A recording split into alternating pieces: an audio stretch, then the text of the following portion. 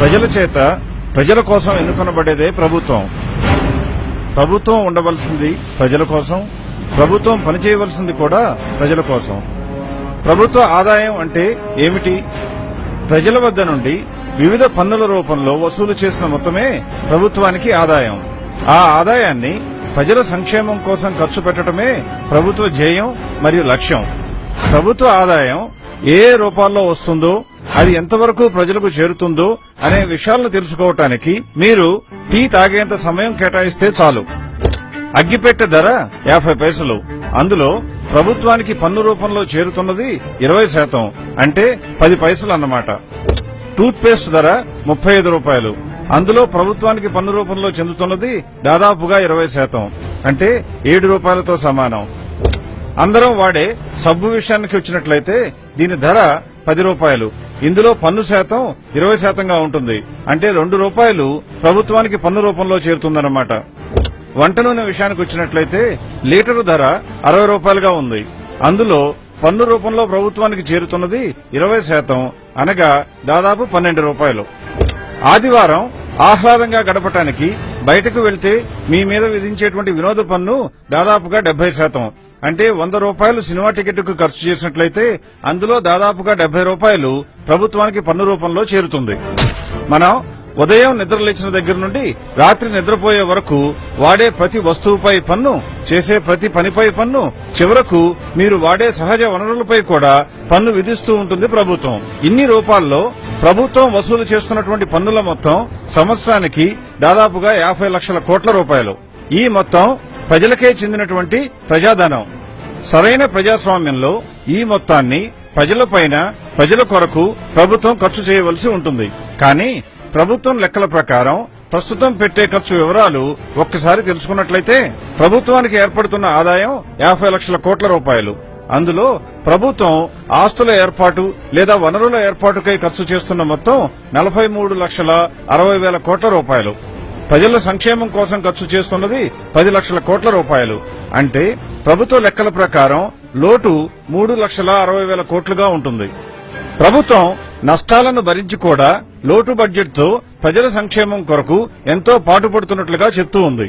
అంటే ప్రభుత్వ లెక్కల ప్రకారం ఒక్కొక్క సంవత్సరానికి సగటున ప్రతి భారతీయ పౌరుడిపై ప్రభుత్వం ఖర్చు చేస్తున్నటువంటి మొత్తం 10,000 రూపాయలు.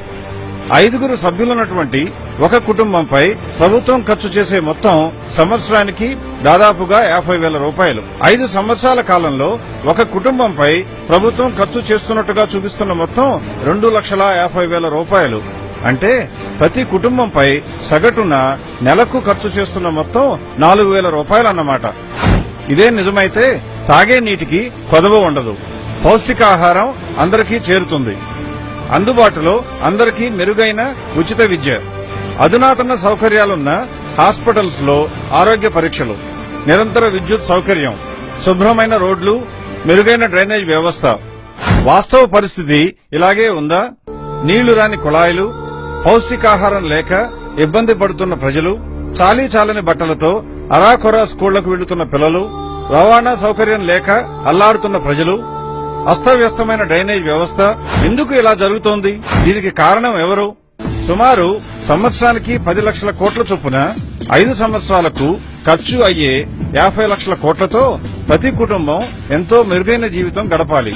కానీ జరుగుతున్నది దీనికి భిన్నంగా ఉంది.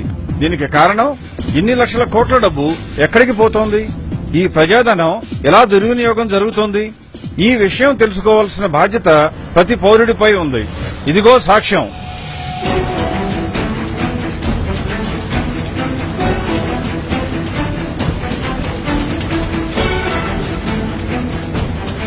స్విస్ బ్యాంకులో భారతీయ నాయకులు, వాళ్ల అనుచరులు దోచుకుని దాచిన సొమ్ము సుమారు 75 లక్షల కోట్ల రూపాయలు.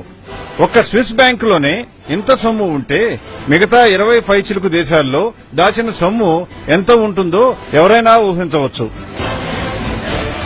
పాలించేవారు మారుతున్నా ఈ ప్రజల సొమ్ము ప్రజలకు అందుబాటులోకి రాకపోవటానికి కారణం ఎవరు? పాలకులు, వాళ్ల అనుచరులు అని ప్రత్యేకంగా చెప్పవలసిన అవసరం లేదు. మన ప్రస్తుత నాయకత్వం దోచుకుని విదేశాలలో దాచిన నల్లధనంపై సంవత్సరానికి సంపాదిస్తున్న వడ్డీ భారతీయులందరిపై ప్రభుత్వం ఖర్చుగా చూపిస్తున్న మొత్తం కన్నా ఎంతో ఎక్కువ. భారతదేశం బేదదేశం కావటానికి కారణం ఈ నాయకత్వం. ఇకనైనా మేల్కొనండి.